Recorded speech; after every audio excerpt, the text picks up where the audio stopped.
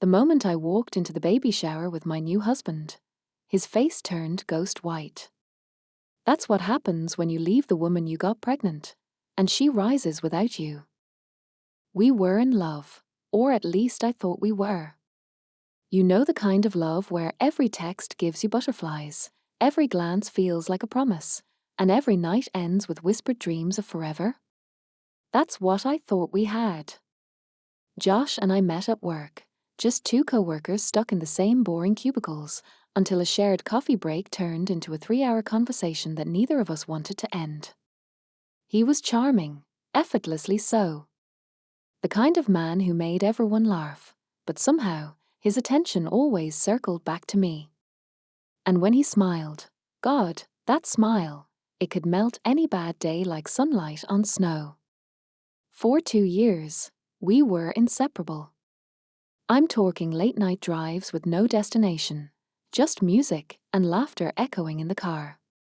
I'm talking inside jokes no one else understood, the kind that made us double over in tears in the middle of crowded rooms. We planned a life together, kids, a cozy home with a porch swing, lazy Sundays, maybe a dog or two. It was all we talked about. He even picked out baby names once, casually, as if the future was something we could reach out and touch. I believed him. I believed every word, every plan, every soft promise murmured against my skin late at night. So when I found out I was pregnant, I was nervous, yes, but also excited. It felt like the natural next step in our story. I imagined telling him and watching his face light up. I pictured him lifting me up in his arms, spinning me around, maybe even crying from happiness like they do in the movies. I imagined we'd sit on the kitchen floor afterward, talking about nursery colors and doctor appointments, holding each other in that new, sacred kind of love, the kind that comes with building a family. But none of that happened. Instead, when I told him, his expression changed so fast it felt like whiplash. The warmth drained from his face, his smile dropped, and for a few seconds, he just stared at me, like I was a stranger. Like I had just confessed to some terrible crime. And then he said it. "You're kidding, right?" Just 3 words, but they shattered everything. That wasn't confusion on his face. It was panic. Disgust. Like I had just ruined his perfect little world. Like I was the problem. Not the man who had promised me forever and then recoiled the moment forever arrived. He didn't hug me. He didn't ask if I was okay. He didn't even pretend to be happy. He just kept asking questions, cold, calculated questions. Was I sure? Did I do this on purpose? What was I expecting him to do? And in that moment, I realized something terrifying. I had fallen in love with the idea of Josh, not the reality. The man I thought I knew, the man I had given my heart, my time, and now my future, had vanished. What stood in front of me wasn't a partner. It was a coward. Someone who loved the idea of love, but not the responsibility. Not the reality. And certainly not me. Not anymore. He left. Not immediately, of course. At first, there were excuses. He needed time. He was processing. But texts became fewer. Phone calls stopped. And within weeks, he was gone, physically, emotionally, and financially. No support. No check-ins. Just silence, as if I was the one who had broken his heart. And there I was, pregnant, heartbroken, and alone. But this isn't a story about how I broke. This is a story about how I rose. Because sometimes, the most painful betrayal becomes the fire that forges something unbreakable. And what happened next, even I couldn't have predicted. He thought I'd disappear quietly. That I'd cry in silence, raise a child and struggle, and maybe, just maybe, beg for him to come back. But he didn't know me. Not really. Because I wasn't the weak, desperate girl he thought I was. I was becoming something else, stronger, wiser, and unwilling to let his absence define my story.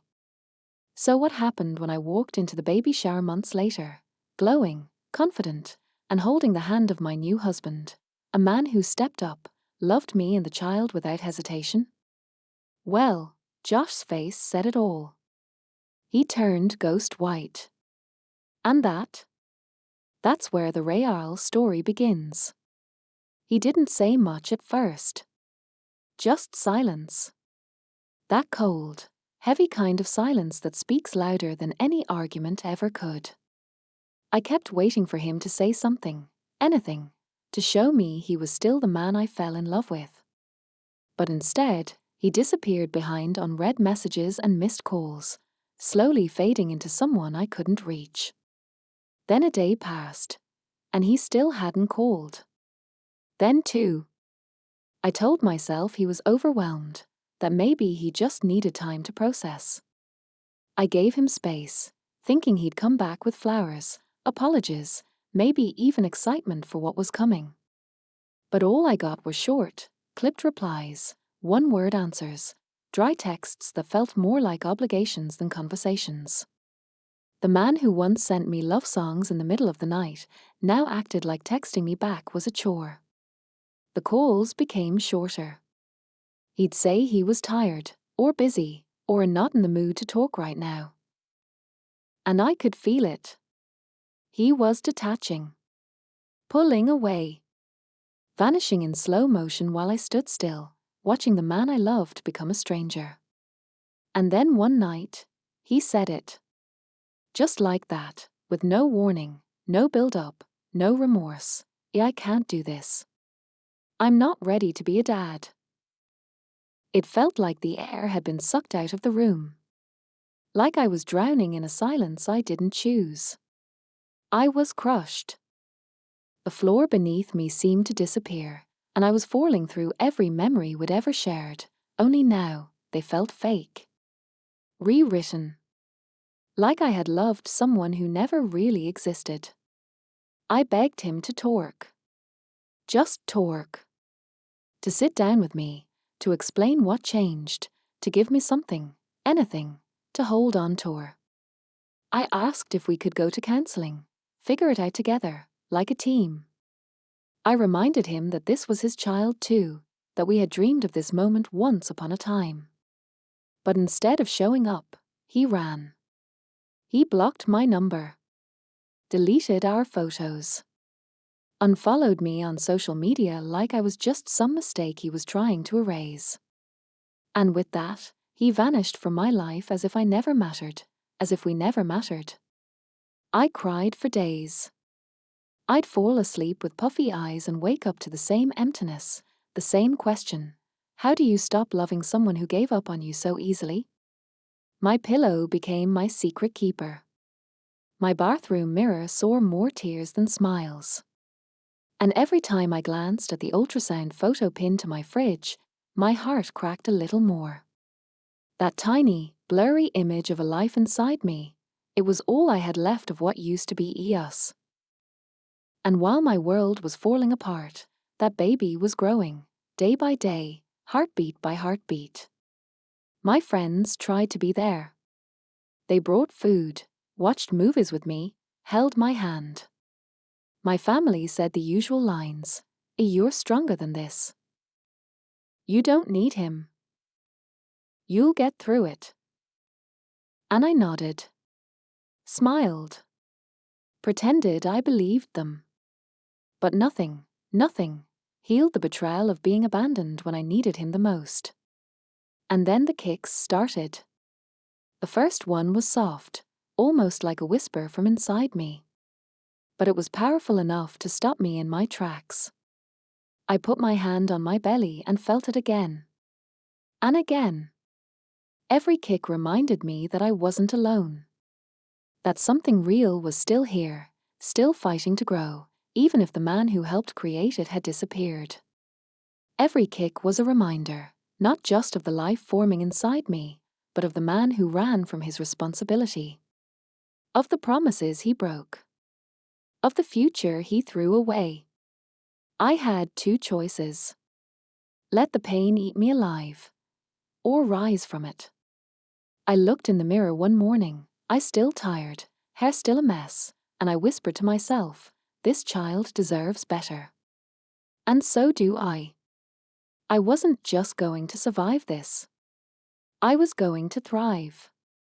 Not because I wanted revenge, but because healing is the greatest comeback of all. And if you think this is where the story ends, you're wrong.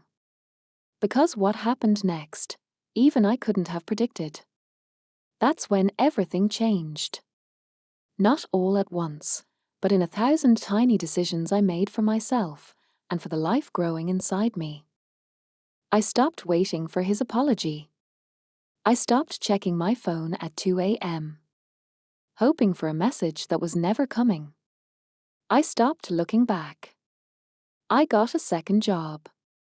It wasn't glamorous, and it wasn't easy, but it gave me something he never could: independence. I worked long shifts with swollen feet and a tired back, but every time I felt that little flutter in my belly, I reminded myself who I was doing it for. I started attending prenatal classes, alone. Each time, I walked in surrounded by glowing couples, their hands resting on each other's knees, sharing laughter and plans. And there I was. One chair, one heartbeat, one woman carrying everything on her own. But I held my head high. Because while I was alone, I was never empty. And then, right in the middle of all this emotional chaos, life did something unexpected. It gave me James. James wasn't loud or flashy. He wasn't trying to impress anyone. We met at a friend's game night I almost didn't attend. I was exhausted and moody, and I wasn't in the mood to smile. But James? He saw past all of it. He listened. And not the kind of listening that's just waiting for a turn to speak, real listening. The kind that makes you feel seen when you're at your most invisible. When I told him I was pregnant, I braced myself for the look. You know the one: pity, confusion, the quick excuse to leave the conversation. But he just smiled. Gently. And said, that just means you're stronger than most." That line stuck with me. We talked more. Then more. And slowly, what began as cautious friendship grew into something unexpected. Something kind. Something steady. James never tried to fix me. He never acted like I was broken. He just showed up. Again and again. Over time, he didn't just fall in love with me, he fell in love with the life inside me. He read baby books aloud to my belly, using silly voices that made me laugh so hard I cried. He rubbed my back when I couldn't sleep. He cooked for me when I was too tired to stand. And at every scan, every appointment, every anxious moment, his hand was there, wrapped around mine like an anchor. He wasn't trying to replace anyone. He was becoming someone all on his own. 1 month before my due date, James did something that caught me completely off guard. We were sitting on the couch, just the two of us, the baby kicking gently as if he was listening too, and James looked at me with those calm, sincere eyes and said, I know this wasn't part of your plan, but loving you is the best surprise of my life. Will you marry me? It wasn't out of pity. It wasn't because he felt obligated. It was love, pure and unshakable. The kind that grows not from perfect timing, but from showing up when it's hardest. And through tears and laughter, I said yes. Then came the baby shower. It was beautiful. Friends. Family. Balloons and soft pastels, tables of tiny cupcakes, gifts wrapped in bows. Joy was everywhere. But there was one part that even I wasn't sure about. I had sent him an invitation. Josh. I didn't expect him to come. Part of me hoped he wouldn't. But a bigger part of me wanted him to see something. Not to hurt him. Not to gloat. But because closure doesn't always come in words, it sometimes comes in presence. I wanted him to see the woman he left behind. The woman who rose from heartbreak, who carried life while carrying pain, who built herself back from the ground up. I wanted him to see what I became. And what happened when he finally walked through that door? You'll want to hear it. Because the look on his face was unforgettable. And in that moment, everything changed again. He showed up. Not early. Not with grace. But late, like he wanted to make an entrance, like this was somehow still about him. He wore jeans, sunglasses, and an expression that screamed arrogance. In his hand was a gift bag that looked more like an afterthought than a gesture. And for a moment, the room stiffened. Everyone saw it. Everyone felt it. But then his eyes landed on me. There I stood, dressed in soft pink, my belly round and full of life, my smile radiant, not forced, but real. I wasn't the girl he left behind. I was something else now. I was a woman who had learned how to glow in the dark. And right beside me, James. Calm. Steady. His hand resting gently on my belly, his voice calling the baby our little star. That's when it happened. Josh's jaw clenched. His confidence cracked. And for the first time in months, I saw emotion on his face, but not the kind that stirs affection. No. This was something else entirely. Regret. Jealousy. Realization. Maybe even shame. He scanned the room, as if searching for a reason to be angry, a piece of the past he could still claim. Then he walked toward me. Everyone watched as he leaned in and whispered, "So, this is it? You moved on?" But I didn't flinch. I didn't cry. I didn't give him the emotional explosion he was clearly hoping for. I looked him dead in the eyes and replied, "No." I moved forward. He blinked. Once. Twice. Like the words hit harder than he expected. Like he hadn't imagined I could rise without him. That I could grow without his approval. That I could be loved, deeply, without needing his permission. The room fell silent. And then James cleared his throat. He stood beside me, tall and proud, and gave a speech no one saw coming, but one I'll never forget. He said, This baby doesn't have my blood, but it has my heart. And I will love this child like they're my own, every single day, for the rest of my life." There was a pause. A stillness in the air. And then, the room erupted in applause. People clapped. Some wiped away tears. My mother held her hand to her chest. And for a brief moment, I felt like time had slowed down, just so I could fully take in what healing felt like. Josh? He didn't clap. He didn't speak. He just stood there, silent, small, and completely out of place in a room filled with love. And then he walked out. No goodbyes. No tantrum. Just silence. Again. But this time, I didn't chase after him. This time, I didn't beg. This time, I let him go. 3 weeks later, our daughter was born. And it wasn't Josh pacing the hospital floor. It wasn't Josh holding my hand during the contractions or whispering that I was doing great. It was James. James, who never left my side. James, who read affirmation cards aloud while I pushed through the pain. James, who's as filled with tears when the doctor placed our daughter on my chest for the first time. He was the one who cut the cord. And he cried more than I did. In that moment, I realized something powerful.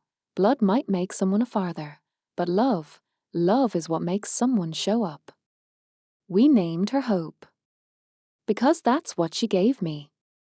Hope that even after being abandoned, you can be chosen. Hope that even after being shattered, you can be cherished. Hope that even after someone tries to bury you, you can still rise, bloom, and thrive. And now, every time I hold her, every time James rocks her to sleep, every time her little hand wraps around his finger, I'm reminded that sometimes life doesn't give you the story you expected. It gives you one better. Sometimes, the ones who walk away are the reason you learn to stand taller. And the ones who walk in later, they don't just love you, they show you what love was always meant to be. Sometimes, heartbreak clears the path for something far more beautiful. Don't chase those who walk away, rise for those who stay. If this story moved you, don't forget to like, share, and subscribe. Someone out there might need this reminder too.